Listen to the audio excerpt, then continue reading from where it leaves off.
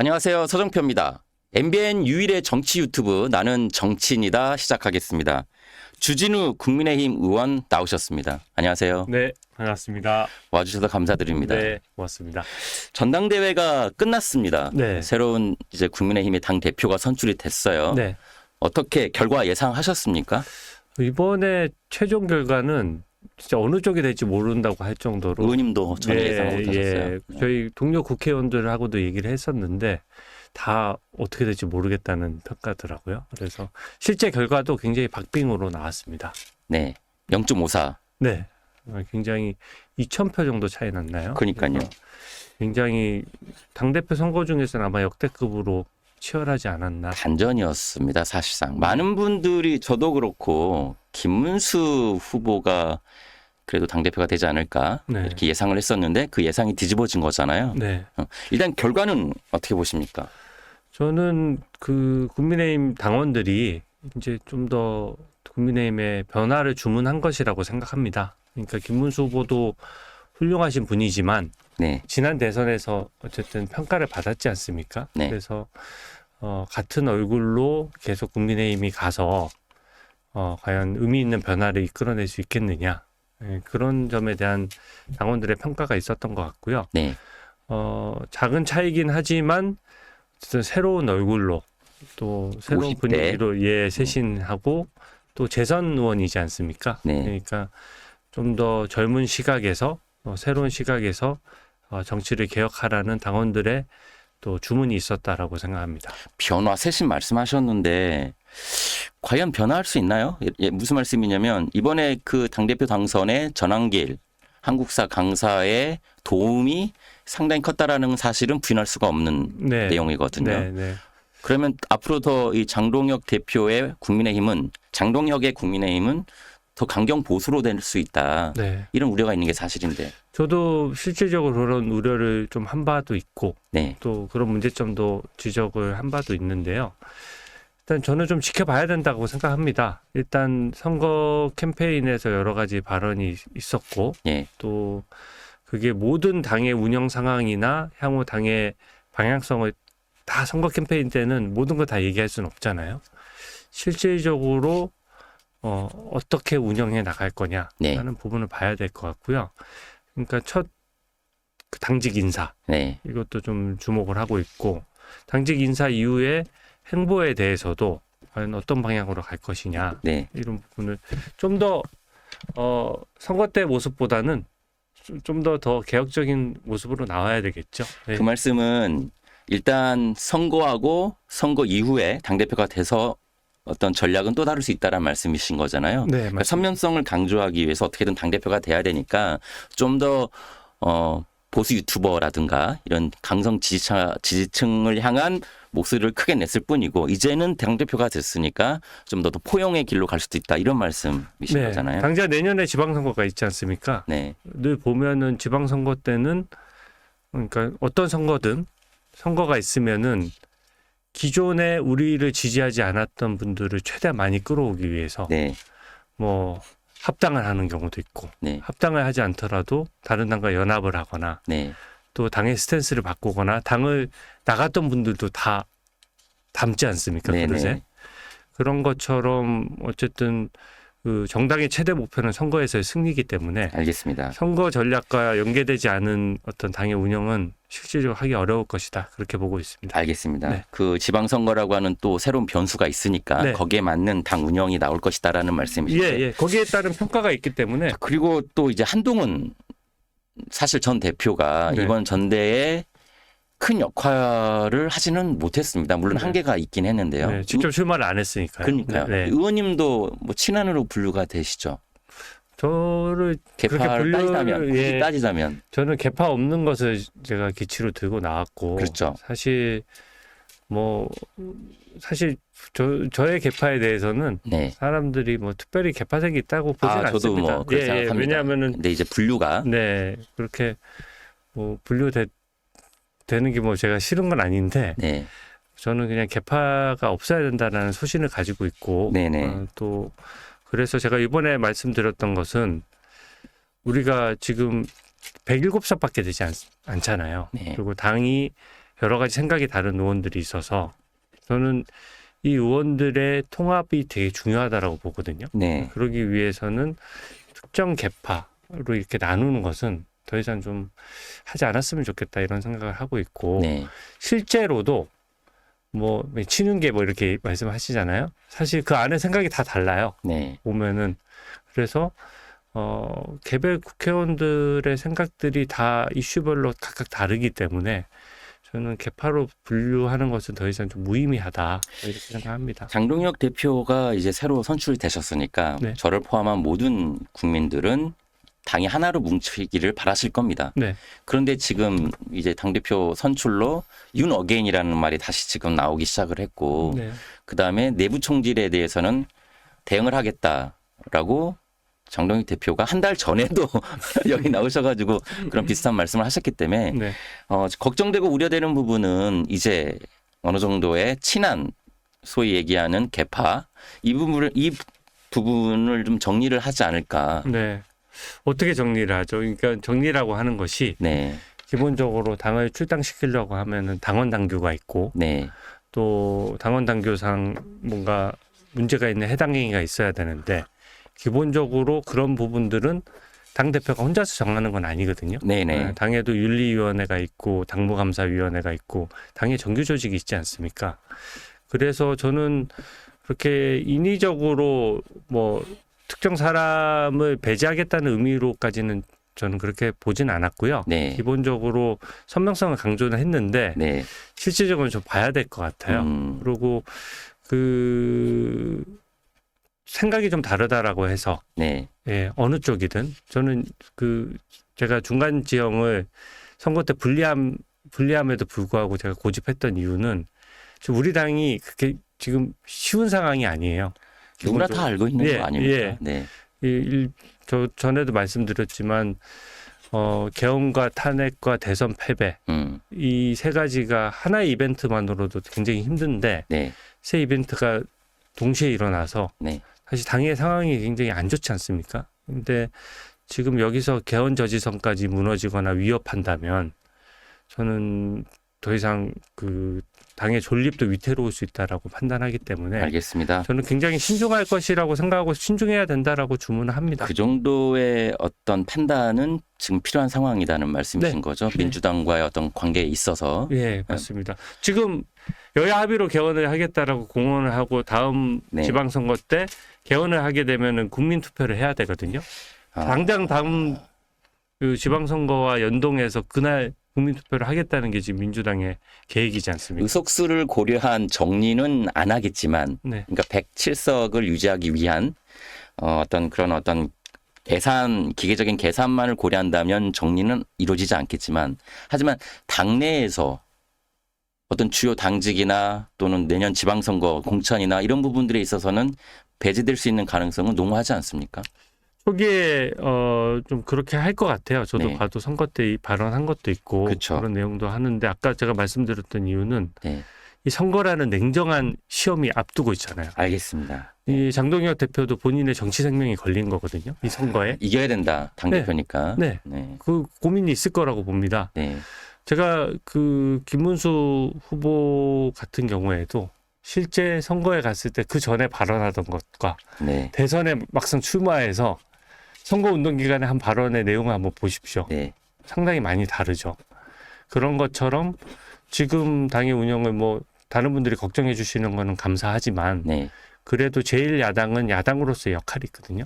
그래서 제1야당이 역할을 제대로 할 수 있고 해야지 또 국민 입장에서도 우리 대한민국을 이끄는데 훨씬 도움이 되는 거거든요. 네. 그래서 물론 그 채찍과 또 비판은 당연히 받아야 되지만 네. 지금 처음 출범하기 때문에 저는 좀 더 지켜봐야 된다라고 생각하고 그 당내 인사뿐만 아니라 앞으로의 행보에 있어서 네. 지방선거에 가까워 올수록 음. 좀 더 확장성을 갖도록 노력을 할 것이다. 저는 그렇게 봅니다. 상당히 지금 좋은 말씀을 해주셨어요. 네. 당대표한테 하신 말씀 같아요. 예, 뭐 좋은 얘기지만 네. 확실한 주문이죠. 네. 사실은 그렇게 하지 않으면 국민의힘은 미래가 없다. 네, 국민의힘은 미래가 없고 선거와 관련해서도 승리하기가 좀 어렵잖아요. 모든 선거 때도 절대 통합하지 않을 것 같은 세력들도 통합을 하고 네. 그때 뭐 비단 박근혜 전 대통령의 탄핵 이후에 분당됐던 그 갈등 상황에서도 선거를 앞두고서는 다시 통합을 했거든요. 네.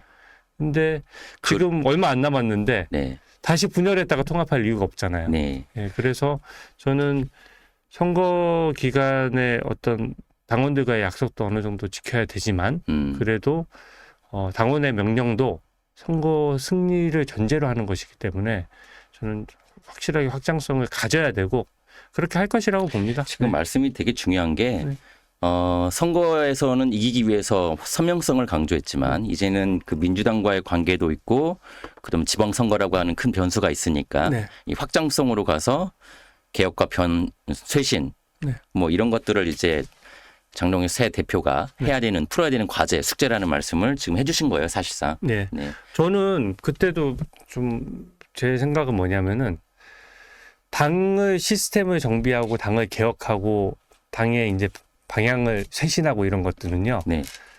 회사라고 따지면은 그 영업이익을 많이 얻기 위해서 회사 시스템을 정비하는 거예요. 네.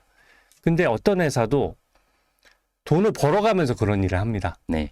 그러니까 그 제일 야당의 제일 역할은 그러니까 문 닫을 정도로 하지 않는다는 말씀이시잖아요. 예, 그것도 그렇지만 제일 중요한 역할은 지금 집권 여당과 정부가 폭주하지 않도록 그리고 지금 노란봉투법 같은 경우는 굉장히 문제가 큰 법안이거든요. 네.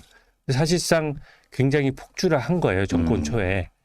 이게 부작용이 벌써부터 현대제철 같은 곳의 하청업체들이 그렇죠. 예, 고발을 하면서 원청업체 사장 나와라 이렇게 하고 있지 않습니까? 네네. 이게 지금 사실상 파업 천국처럼 될 수가 있는 거거든요. 근데 말씀하셨으니까 바로 그 문제를 예. 가버리죠. 뭐. 예, 예. 그러니까 그래서- 민주당의 폭주에 대해서 네. 장동혁 대표는 그러면 그래서 제대로 된 싸움을 할 수 있나? 제가 드릴 말씀은 그겁니다. 국민의 평가는 두 가지에서 이루어지는 거죠. 네, 일할 수 있는 시스템을 잘 짜고 네, 당직 인선을 하는 것도 중요하고 네, 실제 일로서 보여줘야 된다는 겁니다. 일로서 효능감 있게 민주당의 문제점을 지적하고 네, 그로 인해서 정책이 바뀌고 뭐 그랬던 그런 것들이 좀 필요하고요. 네, 예를 들어서 그 이번에 그 대출 규제 있었지 않습니까? 제가 그 중국인은 왜 역수혜를 받냐, 왜 내국인은 역차별하냐 하는 문제를 막 제기를 했거든요. 저뿐만 아니라 국민의힘 의원들도 또 여러 명이 제기를 했어요. 결국 그 말이 맞는 말이다 보니까 국민의 호응을 얻고 또 중국인이나 외국인들이 우리 부동산을 쇼핑하듯이 쇼핑해서 부동산 값을 올리는 걸 방지하겠다라고 이번 정부도 왔지 않습니까? 네, 그런 것처럼 야당도 소수당이라고 해서 효능감이 없는 게 아니거든요. 그래서 야당으로서 그런 합리적인 대안을 제시해서 그 안이 받아들여지도록 하는 것. 네, 그리고 무리한 방안에 대해서는 제동을 거는 것. 이런 역할을 확실히 하면 거기에 따른 평가가 따를 거라고 생각합니다. 그러니까 일할 수 있는 시스템도 잘 짜고 네. 일도 잘하고 네. 두 가지를 동시에 해야 되는 거죠. 그러면서 국민들의 지지를 받고 네. 회복할 수 있고 네. 그게 국민의힘의 미래가 되겠네요. 앞으로 네. 지금 현재 그 비정상적인 상황을 극복할 수 있는. 네. 그러면 이 문제는 어떻게 보시는지 궁금해요. 지금 그 이제 전한길 강사가 평당원으로 돌아가겠다고 했어요. 네. 근데 지명직 최고위원 얘기는 나오고 있잖아요. 네. 당직을 저는 맡을까요? 그 문제 이전에 그 전한길 씨 관련돼서 이제 지지하시거나 뭐 예를 들어 국민들은 폭넓은 사상의 자유를 가지고 있기 때문에 네, 얼마든지 지금 시스템의 문제점을 강하게 지적할 수 있습니다. 근데 정치인이 되면은 사실은 이제 당에 미치는 영향이라든지 네, 당의 어떤 정치 지형하고도 연계가 돼야 되잖아요. 근데 전한길 씨 같은 경우에는 이제 발언을 하시면은 이제 언론 보도에 보도가 되지 않습니까? 이제 정치인 반열로 봐야 되거든요. 네, 그러니까 예를 들어 국민의힘 의원이 똑같이 전한길 씨와 관련된 발언을 똑같이 했을 때 과연 그 발언이 국민의힘의 지지율 상승에 도움이 되느냐 이걸 보고 냉정하게 평가를 해야 되는 거고요. 저는 지난 탄핵 과정에서는 전한길 씨가 나서주는 것에 대해서 굉장히 감사하게 생각했고 그래서 좋게 얘기를 많이 했어요. 네, 근데 만약에 정치를 하실 거면 지금 만약에 예를 들어서 정치를 하지 정치 않고 지금 하고 계시는 거잖아요. 예, 정치를 실질적으로 나서서 할 거라면 음, 지금까지의 어떤 얘기나 논리들을 더 다듬을 필요가 있어요. 그래서 그게 현역 정치인들이 그 발언을 했어도 그 발언 자체가 더 많은 사람들의 공감을 일으킬 수 있는 정도의 발언이 돼야 되거든요. 네. 지금 변환경 씨 현상을 다 우려하는 것이 일정 부분 영향력이 있음에도 불구하고 현재의 유튜버에서 하는 그런 발언의 내용과 수위로는 이제 우리 당의 확장성을 좀 가로막을 수 있기 때문에 네. 저는 장동혁 대표도 그런 같은 고민을 할 겁니다. 네. 그래서 들어왔을 때 결국 당 지지율이 오를 거냐 떨어질 거냐의 문제잖아요. 네. 예, 그래서 정치인으로 지금 현재의 스탠스를 가지고 바로 들어왔을 때는 사실 여러 가지 문제점이 생기겠죠. 그래서 장동혁 대표가 그 부분은 고민을 할 것이고 그 전환기 씨 같은 경우에도 네. 전환기 강사님 같은 경우에도 본인이 평당원으로 돌아가겠다고 얘기를 했기 때문에 네네. 또 그런 본인이 얘기할 의원님께서 뭐 얘기한 걸 그대로 하지 않을까. 의원님이 네. 이래서 인기가 많으시군요. 네. 교과서 같아요. 아. 정치 교과서. 근데 뭐 인기가 있다 보니까 너무 인기가 있는 게 아니라 너무 밋밋하죠. 네, 지금 상당히 지금 저희 대화가 네. 상당히 밋밋하긴 한데 꼭 그 담백한 평양냉면 같습니다. 예, 근데 저도 엄청 고민했어요. 네. 근데 제가 좀 더 말씀을 드리면 네. 지금 장동혁 대표한테도 주문을 거셨고 네. 그다음에 전한길 강사한테도 정치를 할 거면 많은 분들이 걱정한 부분이 그거거든요. 네. 약간 분열의 정치. 네. 그러니까 윤 어게인만 생각하다 보니까 네. 약간 중도도 봐야 되고 외연 확장도 해야 되고 포용도 해야 되는데 지금 당대표도 그렇고 이번 전당대회 과정만 놓고 보더라도 네. 국힘이 계속 국민의힘이 계속 분열되는 그런 양상을 보이지 않았느냐. 네. 근데 이걸 과연 지방선거라는 변수 그다음에 대여당 민주당과의 어떤 관계에 있어서 야당의 존재 역할을 보여주려면 바꿔야 된다라는 걸 지금 의원님께서는 계속 한 15분 전부터 네. 주문을 네. 하고 계시잖아요. 주문하는 거죠. 예, 네. 과연 근데 이게 말씀대로 진행이 될까? 네. 저는 윤석열 전 대통령과의 인연으로 따지면 사실 전환길 강사님보다 제가 훨씬 그렇죠. 깊잖아요. 대통령 비서실 예. 예. 계셨으니까. 그리고 실질적으로 그 재판도 공정하게 이루어져야 되고 제가 탄핵 과정에서도 문제점이나 네. 이런 것들 계속 지적해왔고 지금도 지적을 하고 있습니다. 근데 이게 좀 이 재판은 정치적인 성격을 가지고 있어요. 그래서 국민의힘 지지율이 민주당과 비슷하다면 사실은 훨씬 더 공정한 재판이 진행되고 사실 그런가요? 예, 재판이 불구속 상태에서 재판이 진행 중인데 구속영장을 청구하는 경우는 일반 국민 입장에서 그냥 네. 평등하다고 봤을 때 매우 드문 일이거든요.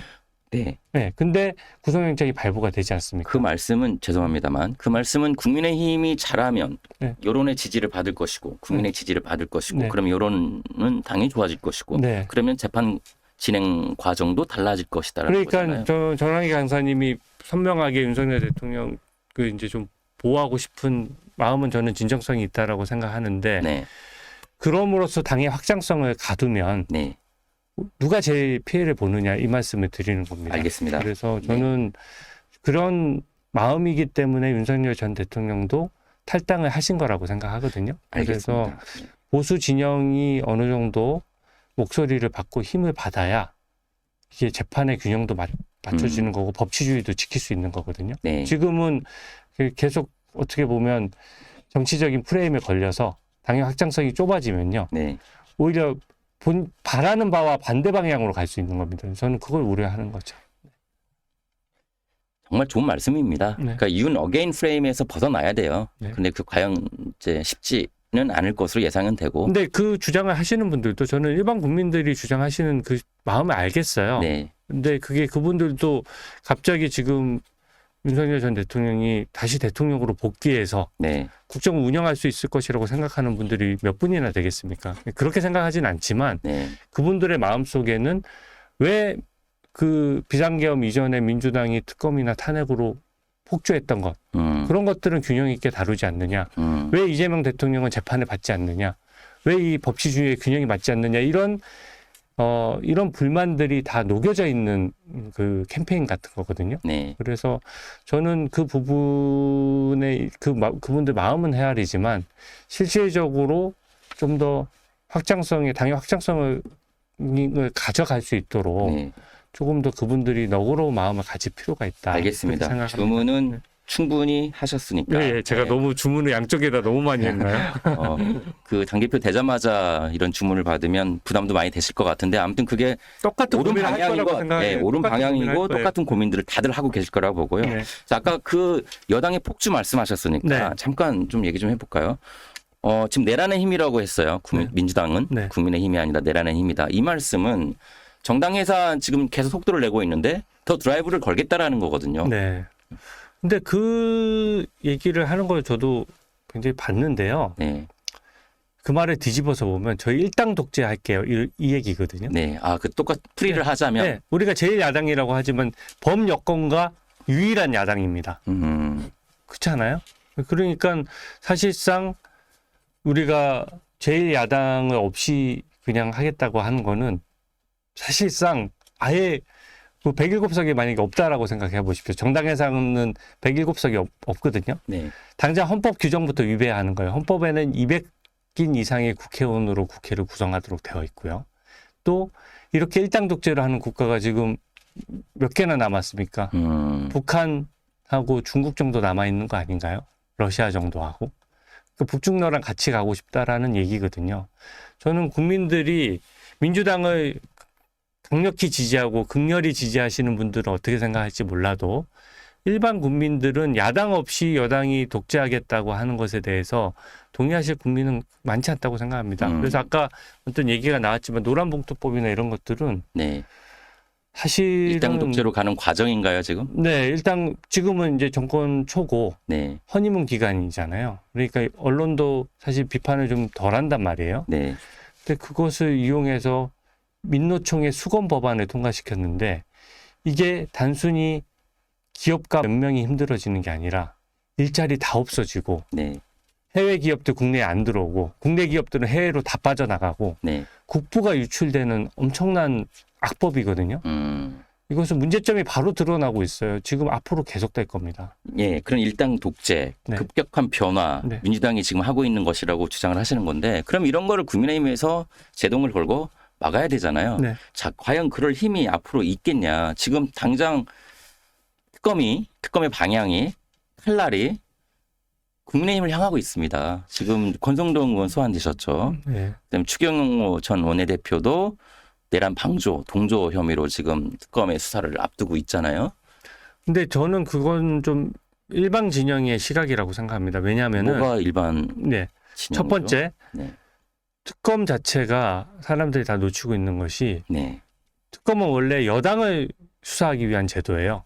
그러니까 인사권이 있고 검찰, 경찰 인사권이 있는데 대통령과 그 주변 사람들이나 권력을 가진 사람들에 대한 수사가 잘 진행되지 않을까 봐 네. 특검을 만든 거고 이게 그냥 우리나라만 그런 게 아니라 세계적으로 다 그렇습니다. 네. 근데 헌정사상 처음으로 여당이 야당 수사하겠다고 특검을 만들다 보니까 특검에 굉장히 무리한 언론 플레이와 어떤 프레임에 의한 수사가 많이 진행되고 있어요. 네. 예를 들어서 외환죄로 우리 북한의 드론 관련돼서 대응한 문제와 관련해서 네. 외환죄로 지금 수사를 하지 않습니까? 그렇죠. 그게 국가 안보에는 엄청나게 악영향을 미칠 수 있는 수사거든요. 그러니까 군사적인 대응과 안보와 관련됐던 판단들을 사법제태를 들이대서 네. 북한이 이렇게 했다 이렇게 하지 않았다라고 하는 것을 북한에 대해서 대응 작전을 한 것을 네. 외환이라고 하잖아요. 네. 평소 같으면 그런 수사가 이루어질 수 없는 거거든요. 그러니까 이게 민주당만의 시각에서 이런 수사가 진행되는 것이고 네.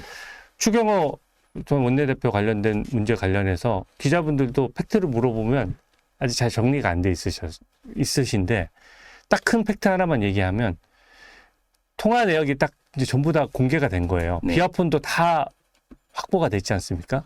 그러니까 윤석열 전 대통령과 추경호 원내대표가 그날 저녁에 통화를 딱 한 통 한 겁니다. 근데 이 통화가 2분 정도 통화가 됐어요. 네. 근데 지금 이 특검이 수사하는 거는 윤 전 대통령 측의 사주를 받고 뭔가 일부러 표결에 방해하고 표결을 참여하지 않은 건데 그 전화를 받은 직후에 바로 9분 뒤에 원래는 국회가 막혀 있어서 당사에 다 모여 있었거든요. 네. 바로 의총 장소를 국회 예결위장으로 다시 해서 네. 그때 저도 국회 예결위장에 들어가서 비상계엄 해제 표결을 한 거거든요. 그리고 제가 본회의장에 들어가 있는 동안 누구로부터 어떤 연락도 받은 게 없어요. 잠깐 나와보라든지 표결에 웬만하면 참여하지 말았으면 좋겠다든지 네. 그런 연락을 받은 게 없거든요. 그러면 이게 엄청나게 큰 반대 증거예요. 원래 제가 검사로서 만약에 수사를 한다면 어떻게 보면 무죄를 입증하는 증거가 나온 기소할 거죠. 수가 없다. 예, 기소하기 어려운 증거가 나왔는데 무리하게 그게 지금 수사를 하고 있는 보니까 건가요? 특검보가 브리핑하는 거 보니까 좀 황당한 얘기를 하더라고요. 뭐라고 브리핑했냐면은 국회 예결위장으로 당사에서 국회 예결위장으로 갔다는 거는 표결 방해에 관련된 논리와는 정반대로 행동을 한 거잖아요. 국회에 있던 사람 빼내야 되는데 국회 밖에 있던 사람들을 국회로 들어가도록 한 것이죠. 네. 굉장히 큰 증거인데 여기에 대해서 뭐라고 얘기했냐면 국회 본회의장이 아니라 예결위장으로 장소를 잡지 않았느냐. 이렇게 브리핑을 했어요. 근데 예결위장이랑 본회의장은 30m 거리예요. 그러니까 그 본회의장 가기 전에 모든 의원들이 거기 모여서 잠깐 의견을 나눈 다음에 본회의장에 들어가거든요. 그런 거리나 시스템도 모르는 거예요. 그런데 말씀대로 논거가 그렇다고 한다면, 네. 팩트가 그렇다고 한다면 네.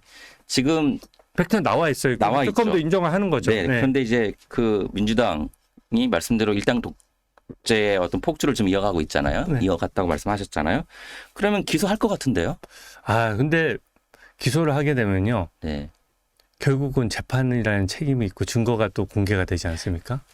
제가 말한 논리를 넘어서기가 되게 어려워요. 알겠습니다. 네. 그러니까 기소 여부가 중요한 것 같지는 않아요. 네. 다만 지금 민주당이 국민의힘의 어떤 정당 해산을 위해서 갖가지 노력들을 다 하고 있는 지금 상황이니까 네. 할 수 있는 카드는 지금 다 꺼내들고 있잖아요. 또 최근에는 특검 지금 세 개 특검에 대한 그 개정안을 지금 발의를 했잖아요, 사실상. 그러면서 계속 옥죄고 있는 상황인데 이걸 어떻게 타개할 수 있느냐, 국민의힘은. 근데 대통령 지지율이 막 떨어지고 있잖아요. 네. 여러 가지 원인이 중첩돼 있습니다. 이것도 뭐 지금 조국 사면도 네. 있을 수 있고. 네. 이것도 굉장히 큰 영향이에요. 우리가 보면은 그래요? 이게 여론의 지지율 떨어지는 게 근데 반영이 됐나요? 그것도 더 반영될 거라고 봅니다. 왜냐하면 그래요? 대통령이나 여당은 네. 수사와 관련해서는 수사 가이드 논란 때문에 얘기를 안 해요. 안 합니다. 왜냐하면 신문 역대 정부 모든 정부 한번 보십시오. 네. 이 수사 어떻게 생각하십니까 했는데 대통령이나 여당 대표나 누가 네. 이 수사는 기소해야 됩니다. 구속해야 됩니다. 얘기하는 거 본 적 있습니까? 그냥 약간 교과서 같은 거예요. 여당은 인사권을 가지고 있기 때문에 실질적으로 공정한 수사를 위해서 정치적 중립을 위해서 네. 수사에 대해서는 어떤 언급도 하지 않는 게 불문율이고 이때까지 헌정사상 계속 지켜왔어요. 근데 지금 민주당은 어떻게 하고 있습니까? 민주당은 오히려 특검 수사를 지휘하고 있어요. 빨리 내란당으로 기소해라. 누구를 빨리 뭐 구속 수사하라, 소환하라 뭐 이렇게 하잖아요. 네. 제가 조금만 더 말씀드릴게요. 네네. 그렇게 했을 경우에 이 방식은 뭐냐면은 그냥 공산당에서 숙청할 때 쓰는 방식이에요. 그렇지 않습니까? 당이 수사기관 위에 있는 거예요. 그렇잖아요. 공산당에서 숙청하듯이 하고 있다. 예. 그 실제 그렇습니다. 당의 시스템은 네. 법치주의는 네. 수사권하고 재판권은 완전히 독립돼 있어서 정치적인 그 어떤 지시나 이런 걸 안 받고 네. 완전 독립되는 게 핵심이거든요. 그게 선지 법치 국가잖아요. 그게 헌법 정신이고. 근데 지금 하고 있는 거는 당이 모든 수사기관을 통제해야 된다라는 생각을 가지고 있는 거예요. 그런 사고기 때문에 국민들이 지금은 이제 특검 수사에서 뭐 잘못한 부분도 나오고 이렇게 하니까 그 부분만 보게 되지만 네. 국민들은 냉정합니다. 지나고 나서 보면 이런 일방적으로 민주당이 지휘해서 특검을 수사하다 보니까 무리한 장면이 많이 나오네. 또 그 수사 결과가 보니까 증거가 뭐 특별한 게 없는데 이상하게 기소했네. 네. 이런 것들의 평가가 녹아들게 되면 결과적으로 이게 결국 역풍이 부는 거거든요. 이재명 대통령 구속영장 청구됐을 때 구속영장 청구에 대해서 국민 여론이 청구하는 게 맞다라고 본 여론이 더 높았습니다. 네. 근데 구속영장이 기각되니까 어떻게 됐습니까? 반대로 역풍이 불었죠.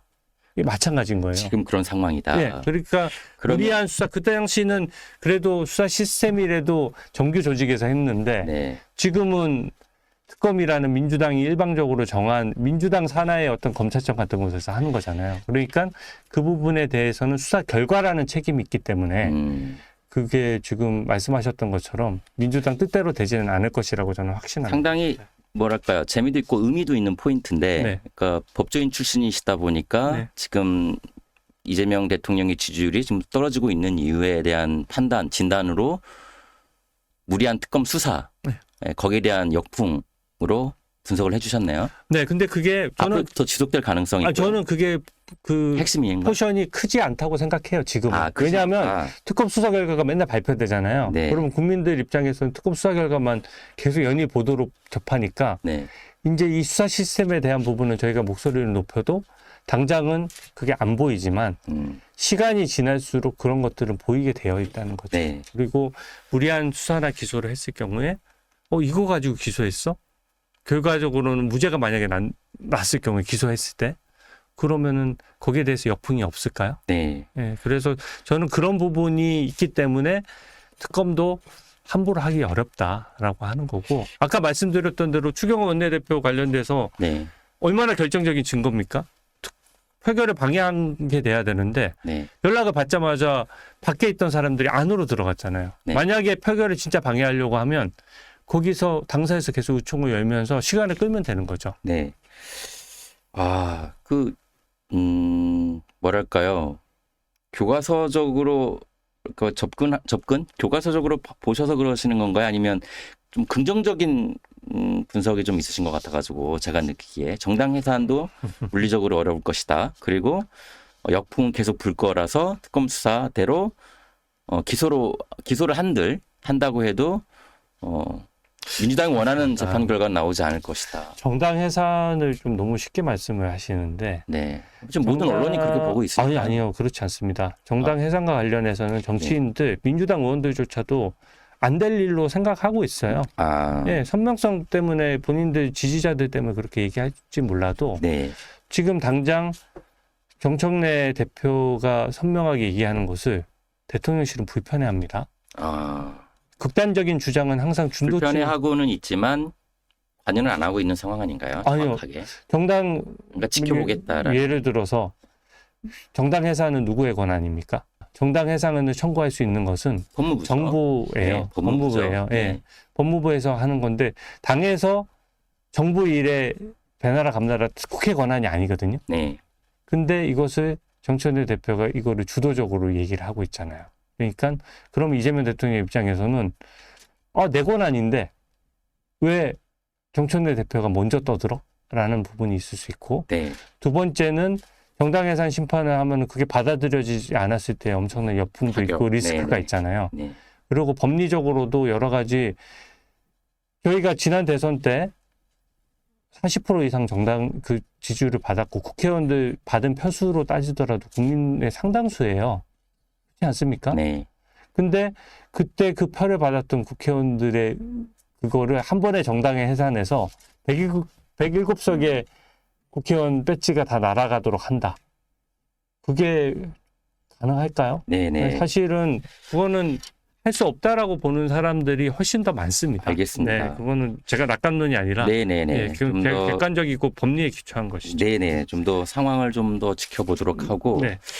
특검에 따른 역풍은 불 수 있다. 그러면 국민의힘이 반등할 수 있는 그런 여지는 충분히 남아 있다. 네. 그리고 지금 새로운 장동혁 대표의 숙제이면서 풀어야 할 과제다. 네. 이렇게 정리할 수 있겠는데 국민의힘 어떻게 될 것 같으세요? 지금 의원님 몸담고 계시고. 제가 이제 언론인 분들은 민심에 더 민감하시고 국민의힘에 대해서 우려하시는 거 저도 우려가 많죠. 예, 네. 저 잘 압니다. 저도 우려하니까 사실 좀 어떻게든 좀 더 확장성 있는 게 좋지 않나, 또 통합해야 되지 않나 해서 제가 당대표 선거까지도 출마를 했었잖아요. 네.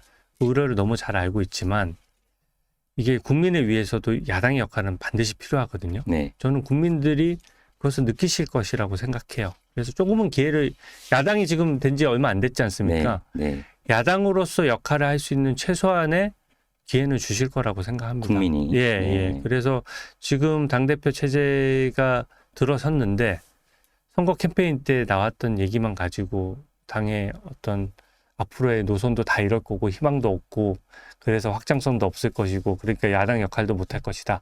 이렇게 보는 건 지나친 거고요. 네. 그 이후에 당이 운영되는 과정을 저도 우려하는 바가 있지만 저는 그 국민의 냉정한 평가를 계속 받아 나가야 되는 자리이고 직업이기 때문에 저는 우려했던 바들을 좀 많이 해소해야 되고 또 해소할 수 있을 것이라고 저는 생각합니다. 처음 시작하는 때부터 네. 비관론으로 시작할 필요는 없는 거죠. 네. 그래서 그 이후에 하는 거는 여러 가지 난관이 있겠죠. 아까도 저희가 지금 평상시 상황이 아니잖아요. 그럼요. 엄청난 악재를 연속으로 맞은 상황이고 당이 지금 우리 당을 지지하는 사람들조차도 해산하는 게 낫겠다라고 얘기하는 그런 판국이에요.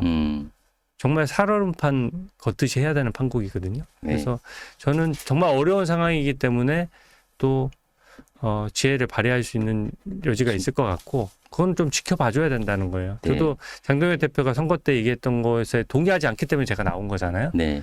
근데 그 부분에 동의하는 부분이 있고 동의하지 않는 부분이 각자 생각이 다른 거죠. 근데 어쨌든 당연 대표로서 선택을 받았다면 그 당 대표로서 선택받은 것에 본인이 일을 할 수 있는 최소한의 시간적 여유는 있어야 된다.